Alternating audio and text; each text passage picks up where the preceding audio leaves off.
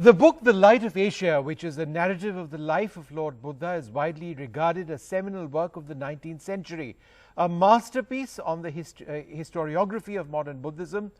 The poem The Light of Asia by Sir Edwin Arnold was published in 1879 in London and came to greatly influence Jairam Ramesh. This is the cover of Mr. Ramesh's book. It came to influence him as a teenager. The ideas of The Light of Asia have always been a part of Jairam Ramesh's life. He's now published this book. It's called The Light of Asia, the poem that defined the Buddha. The book is a biography of the epic biopoem on the Buddha. Jairam Ramesh is also, of course, a key insider in the Congress at a time when the party is widely seen to be in turmoil. We hope to speak to him not just about the book, but about the Congress as well. But first, on to the book. Why did you decide to throw fresh light on who Sir Edwin Arnold was, how his life unfolded, his relationship with India, and why he came to write The Light of Asia in the first place? Well, Vishnu, I read this poem many years ago when I was a teenager, and it remained with me. But subsequently, I discovered a correspondence between Winston Churchill and Jawaharlal Nehru with frequent references to the Light of Asia. And of course, at the height of the agitation on Ayodhya, I could not but help recall the 70-year-old agitation that we had for the control of the Mahabodhi temple at Bodh Gaya between Hindu organizations and Buddhist organizations, which was triggered by the publication of Edwin Arnold's poem, The Light of Asia. I couldn't find a better way of spending the lockdown last year than to revisit this epic poem that was first published in 1879 and that went on to define the life of the Buddha for generations of people, not only in England, but also in America, in Europe, and most importantly, of course, in our own country. Now, the book had a huge influence on at least 11 literary personalities from around the world. 5 of them were Nobel laureates. What was the essence of the book, if not the book, the message that was so influential? Vishnu, it had influence on Ramakrishna Paramahamsa in a Bengali translation. It had influence on Vivekananda, on Gandhi, on Nehru, of course on Tagore, and on Ambedkar himself. Now, I think the reason why the book became a sensation, and the reason why the book has remained a sensation, a literary sensation and a cultural sensation, is because it focuses on the humanity of Buddha, not on the divinity of Buddha. We are obsessed and fixated, with divinity. But we, in our fixation and obsession with divinity, we tend to overlook common humanity. And I think this poem really brought out the humanity of Buddha, his compassion, his tolerance, his understanding, his message that, be your own seeker. After all, the Buddha didn't become the Buddha by following a Buddha. He basically told people that search for yourself, look for yourself. But most importantly, of course, he rejected orthodoxy and orthopraxy. That's why social reformers in different parts of India, Narayana Guru, for example, in Kerala, E.O.T. Thas and Lakshmi Narsu in Tamil Nadu, and of course, Dr. Ambedkar himself, all derived inspiration from this message of the Buddha, which was a rejection of the caste system, which was the very foundation of our society, and unfortunately, it remains one of the foundations. Ramesh, you referred to that exchange between Churchill to Nehru, and the context is fascinating because Nehru spent over a decade of his life in jail, and yet you had Churchill still writing to him, and this was a quote which was interesting. Yours is indeed a heavy burden and responsibility, shaping the destiny of your many millions of countrymen and playing your outstanding part in world affairs. I wish you well in your task. Remember the Light of Asia. It's fascinating that Churchill would actually refer to the book as well. Well, Churchill was a great admirer of Rudyard Kipling, and one of the great influences on Rudyard Kipling, very early influence on Rudyard Kipling. And the man who nominated Rudyard Kipling for the Nobel Prize in Literature was none other than Edwin Arnold himself. Nehru, of course, like Gandhi, like Tagore, like Vivekananda, was a cultural Buddhist. he was a great believer in the life of the Buddha. They were not Buddhists by any chance, but they were greatly fascinated by the life of the Buddha. Ambedkar, on the other hand, saw the political message of Buddha.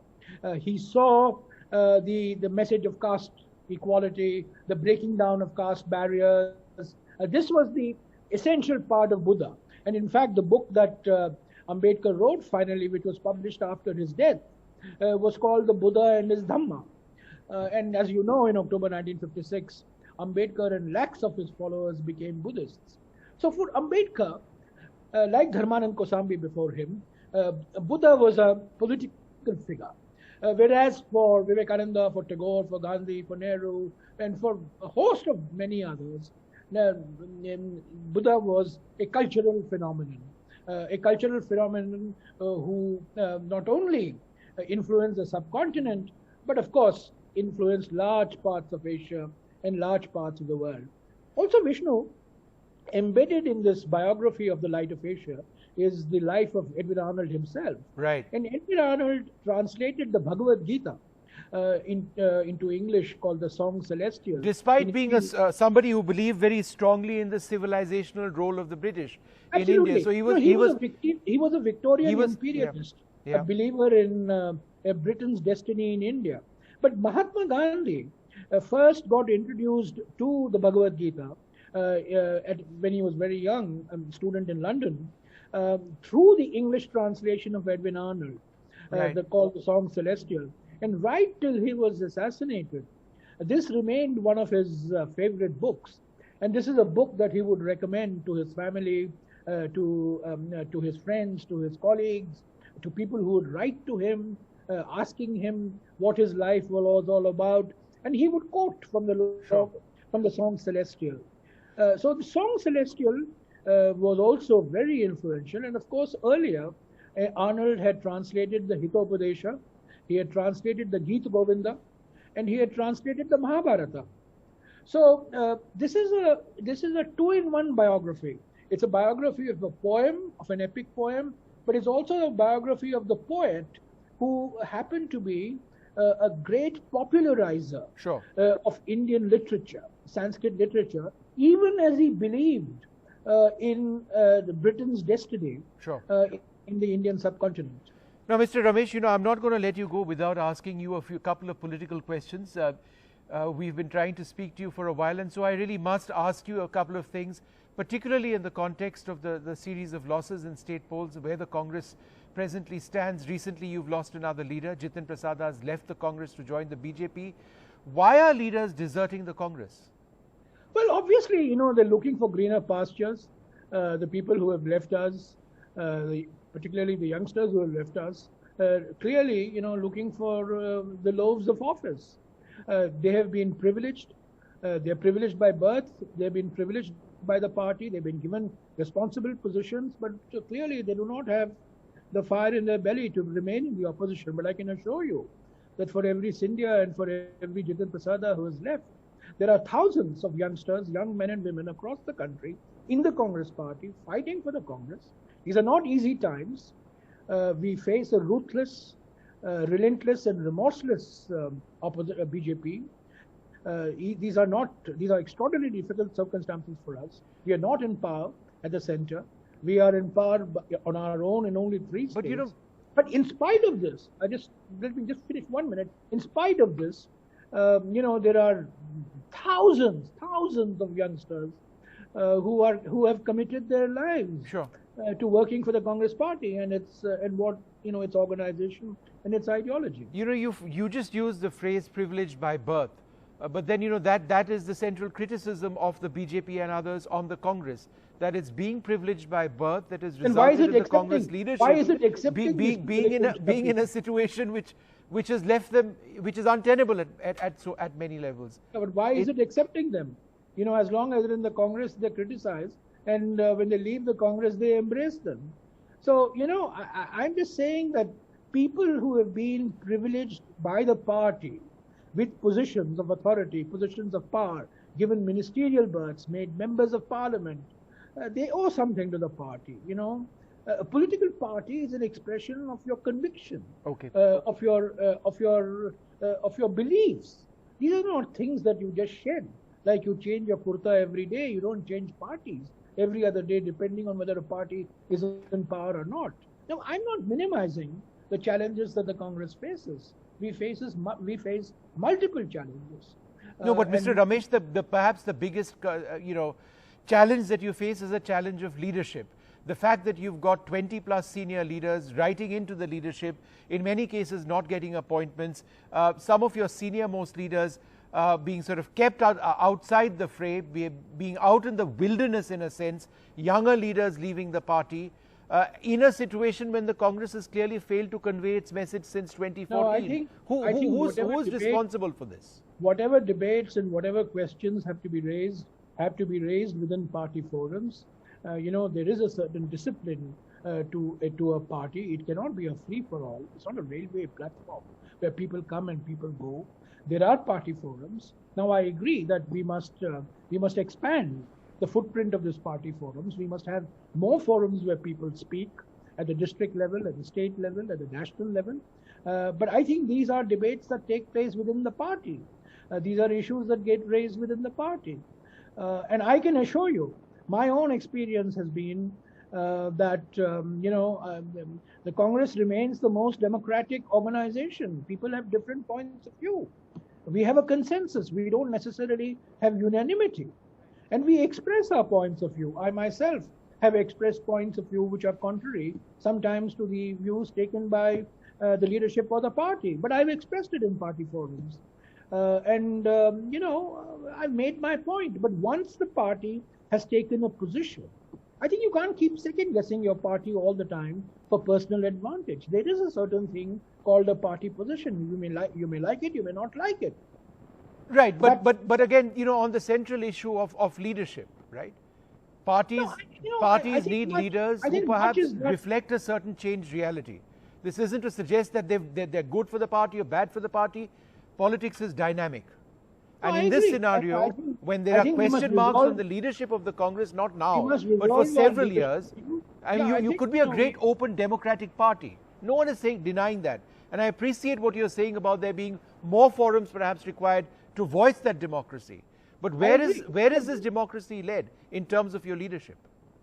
No, people are free to express their views. People are constantly expressing their views. I have been party to meetings and meetings within the party organization where different points of view have been expressed, and finally a consensus view has emerged, and we follow that consensus view. Now, if you're telling me we need to resolve the leadership issue one way or the other, yeah, I agree. These are issues that we should not keep hanging for too long. We lost badly in 2014. We lost very, very badly in 2019. And we have to get our house in order. House in order means getting the organization in order, getting the leadership in order, getting our messaging in order. All this has to move. But, to reduce the party to a matter of one individual or two individuals, I don't think any one individual or two individuals or three individuals have magic wands. This is a collective effort. Okay. It's a gigantic collective effort in which we all play a part. We have to, in my view, you really have to look at the larger collective interest of the party rather than to look at your own individual interest. So, given the state that you're in now, given what we've seen in the last assembly elections, in the future, will the Congress be agreeable to, say, vacating the leadership role of the UPA to a regional party, in order to forge larger unity in the opposition? I think this question of vacation and all, these are all, whether it's vacation or vocation or, these are very premature issues. It's very clear that why is it premature? What is clear is we have to work with like-minded parties. We have to have a positive, constructive pre-poll agenda. The United Front was a post-poll alliance. The UPA was a post-poll alliance. But we have to have a common understanding with like-minded parties before the elections, before the 2024 elections, of the type that we have had in different states of the country.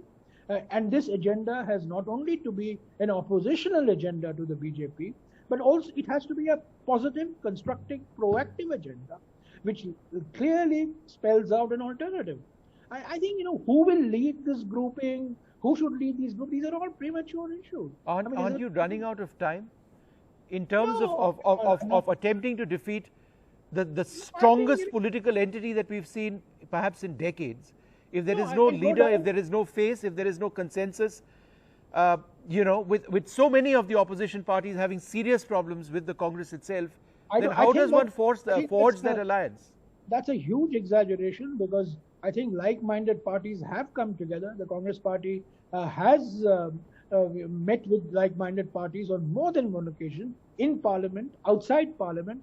At times, the Congress party has taken the position taken by its like-minded parties. At times, the like-minded parties have followed the Congress's leadership. I think the leadership is give and take. Okay. And the fact is that the Congress party is the only party with a national footprint. We are not a regional party. No, but I understand that, and I must ask you about two specific issues: the issue of Punjab and the leadership issue over there, and dissent within the party. Vishnu, since I am not involved with these specific issues, I mean, it's better that you ask the people who are directly concerned. But we are like, isn't the BJP facing a problem in Karnataka? Right. Isn't the BJP facing a problem in Uttar Pradesh? Isn't the BJP facing a problem in Madhya Pradesh? See, the problems of the Congress becomes media fodder. And the problems within the BJP somehow seem to hardly get the same amount of media prominence and commentariat attention as the problems of the Congress party. Final question: Sachin Pilot in Rajasthan and problems over there which have persisted for so long. Well, again, it's something, these are two states, Punjab and Rajasthan, you've got problems in both. Sachin is a fine young man with a long and glorious political future in the Congress party. I'm sure he'll be, whatever gets worked out will be to his advantage. I mean, he's a great asset to us, and he will remain an asset to us. All right, Mr. Ramesh, thank you so much for taking all of these questions, and congratulations on this fantastic book. I have gone through a large part of it. The Light of Asia, the poem that defined the Buddha. Besides anything else, the most iconic aspect of Buddha's life was peace. Perhaps we need to reflect on that in the present context that we find ourselves in. Thank you, sir, very much for being with us. Thank you.